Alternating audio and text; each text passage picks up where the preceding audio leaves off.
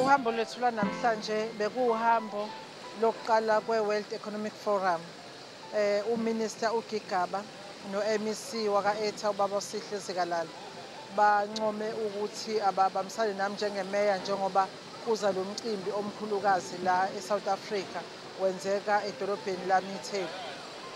Esikwenzile siqale lapha eMozambique Stadium la sithole khona ama-presentations ukuthi iTheku liredi kangakanani nokuthi iziphi inhlelo elinazo. Sibe sesihamba siya lapha eBridge City beyobona ukusebenza kwenkantolo nokwakhiwa kwesibhedlela nokubona i-mall kanye nala kuma khona isitimela. Saqhubeka salapha kosomabhizinisi abancane kaMashu. Ingani phela sishilo sathi siwuhulumeni sithi go-radical. So befuna ukubona ukuthi ngabe bakhona yini osomabhizinisi abancane abakwazi ukuthi bahlomule kuyona yonke intuthuko eyenzakalayo.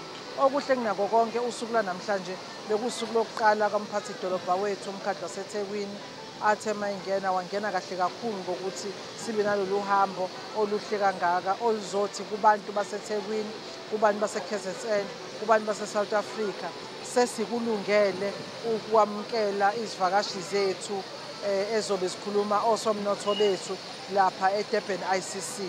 South African economy has got serious structural defects that also have a racial, a gender and class dimension to it.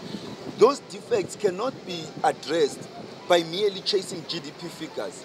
We need to pay attention to those sectors among our people that find themselves locked in the second economy, who have no bridging mechanisms to participate in the mainstream economy. And so we need to focus on the growth of the South African economy in an inclusive way that takes everybody on board. Otherwise, we are bound to confront serious challenges and social unrest if we don't do that.